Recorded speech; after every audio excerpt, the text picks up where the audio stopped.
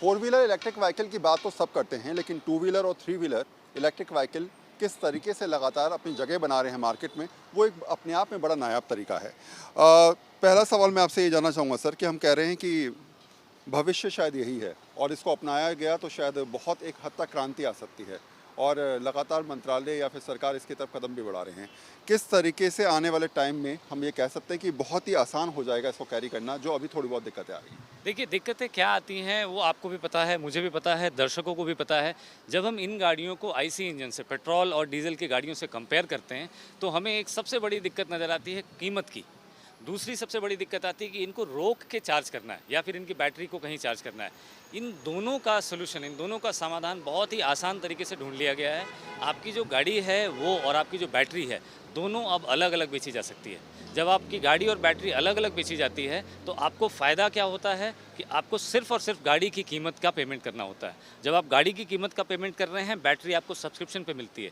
Subscription का मतलब आप ज़ोमैटो से, फ्लिपकार्ट से, आप कहीं स्विगी से बैटरी मंगा सकेंगे आने वाले समय में, और बैटरी आपको फुल चार्ज मिलेगी। आप अगर रास्तों पे जा रहे हैं, ऑफिस जा रहे हैं, रात में आपने बैटरी चार्ज नहीं कर सकें, तो आप अपनी बैटरी निकाल कर वो बैटरी चार्जर पे लगाकर जो स्वैपिंग स्टेशन है वहाँ से बदल सकते हैं। इन सब के लिए एक समस्या थी, उसका भी समाधान इस साल बजट में निकाला गया है कि स्वैपिंग को लेकर पॉलिसी नहीं थी। सभी गाड़ियों की बैटरी की साइज़ अलग है, शेप अलग है, कनेक्टर अलग है, तो स्वैपिंग करने वाला जो वो बिज़नेस कर रहा है, वो कितनी बैटरियाँ लेके बैठेगा?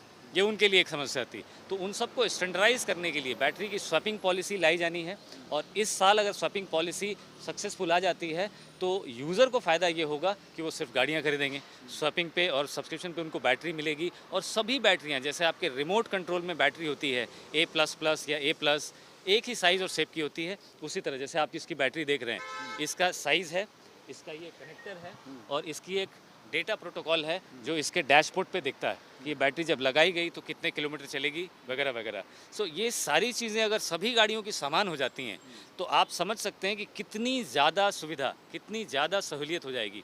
आईसी इंजन से देख सकते हैं इसे, एक बार स्टार्ट करके देख सकते हैं हम लोग? बिल्कुल देख सकते हैं, इसको स्टार्ट करके देखिए। इसमें 1, 2, 3, 4 पॉइंट्स अभी बैटरी के दिख रहे हैं। इसको आप चला सकते हैं। जब आप इसकी बैटरी रिमूव करेंगे तो ये सब हट जाएंगे।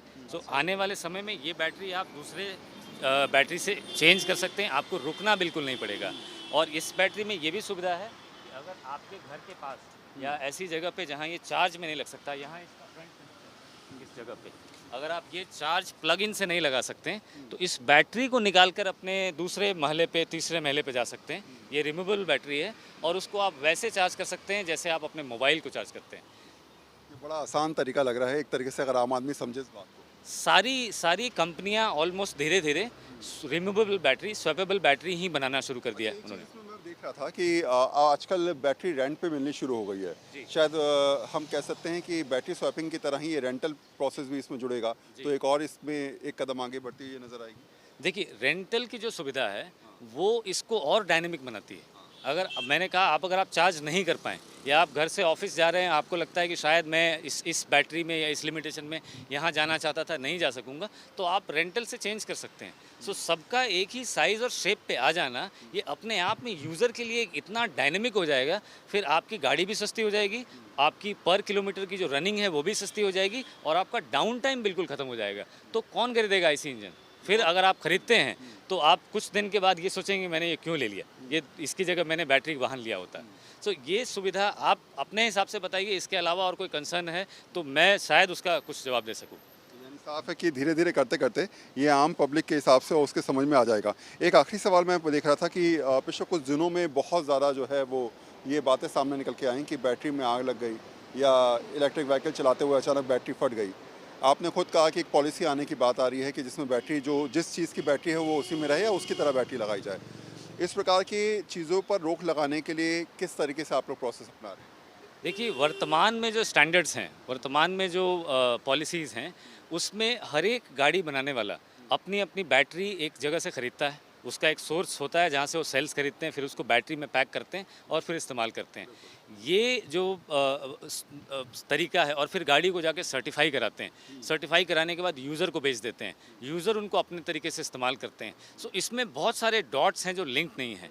बैटरी के साथ में बैटरी का रख रखाव कैसे होना चाहिए, जिस निर्माता ने उस बैटरी को बनाया है उसके साथ कुछ हिदायतें भी देते हैं। उसको फुल चार्ज नहीं करना है, ओवर चार्ज नहीं करना है, हीट नहीं करना है, उसको पूरा ड्राई नहीं करना है।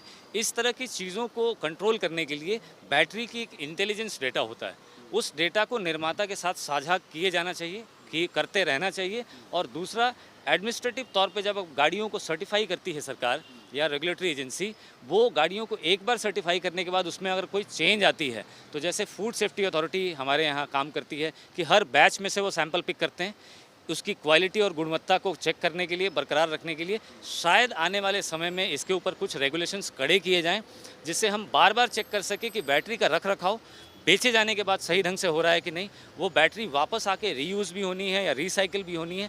वहाँ तक पूरी जो डॉटेड है लाइन है उसको पूरा करना पड़ेगा, तभी सुरक्षा उसकी इंश्योर की जा सकेगी। अदरवाइज़ किससे कहाँ चूक हुई और किस वजह से आग लगी, टेम्परेचर की वजह से आग लगी या किसी ने उसको लापरवाही से उसके साथ रख रखाव किया, इसको डिटेक्ट करना एक अपने आप में टास्क है। और इसमें अगर किसी का नुकसान होता है, किसी को दुर्घटना में जान चली जाती है या वो घायल हो जाता है, तो ये ओवरऑल सेंटिमेंट के ऊपर नेगेटिव जाता है। इसके ऊपर ऑलरेडी काफ़ी काम हो रहा है।